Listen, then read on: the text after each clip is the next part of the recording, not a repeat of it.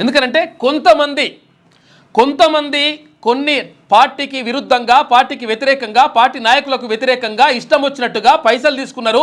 ఈ పైసలు తీసుకున్న టికెట్లు ఇచ్చిండ్రు, రకరకాలుగా మాట్లాడినప్పుడు అసలు వాళ్ళ మనుషుల్లాగానే చూడనప్పుడు అప్పుడు కనీసం క్రమశిక్షణ చర్యలకు సంబంధించి కనీసం నోటీసులు కూడా వెళ్ళలేదు.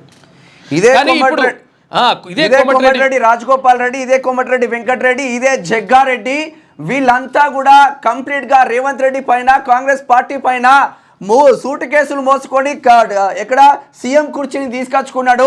ఆయన ఆధ్వర్యంలో మేం పనిచేస్తున్నామా, వాడో దొంగ అని తిట్టిన ఈ కాంగ్రెస్ నాయకుల పైన ఏ షోకాజ్ నోటీస్ చిన్నారెడ్డి వాళ్ళు ఏం మాట్లాడుతారు? వాళ్ళందరూ ఒక సామాజిక వర్గానికి చెందినటువంటి వాళ్ళు రెడ్డిలు అన్నమాట.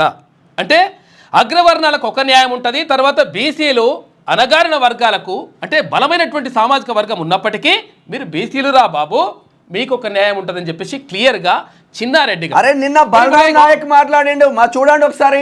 చిన్నారెడ్డి, ఇప్పుడు చిన్నారెడ్డి గురించి కూడా మాట్లాడుకుందాం. చిన్నారెడ్డి ఏమైంది, క్రమశిక్షణ సంఘం కమిటీ, క్రమశిక్షణ కమిటీ చైర్మన్. అయితే మరి చిన్నారెడ్డి గారు కూడా పార్టీ నిబంధనలకు వ్యతిరేకంగా, పార్టీకి వ్యతిరేకంగా పైసలు తీసుకొని టికెట్లు ఇచ్చేసిండ్రు. ఇక మెగారెడ్డికి సంబంధించి ఈ కథా కార్ఖానా జరిగిందని చిన్నారెడ్డి కూడా మాట్లాడిండు. ఒక చిన్న పోస్ట్ విషయంలో వనపర్తి ఎమ్మెల్యే మెగారెడ్డికి ఈయనకు జరిగిన సంభాషణలు కూడా మేము వినిపించే ప్రయత్నం చేస్తాం. అన్ని చేద్దాము, తర్వాత ఇదంతా కూడా వదిలేద్దాం. ఇదంతా ఒక ఎత్తు, ఇదంతా కూడా జరిగింది ఏంటంటే రెడ్డి వర్సెస్ బీసీ. తర్వాత తెలంగాణ సమాజంలో మొత్తం కూడా బీసీ అని కాదు, తెలంగాణ సమాజంలో ఉన్నటువంటి మిగతా వర్గాలు అంటే బీసీ, ఎస్సీ, ఎస్టీ, మైనార్టీ వర్గాలు ఒకవైపు, తర్వాత రెడ్డిలు అంటే మేమే ఆధిపత్యం చెలాయించాలి, మేమేమని కూడా చేయొచ్చు అని చెప్పేసి కథ అనమాట.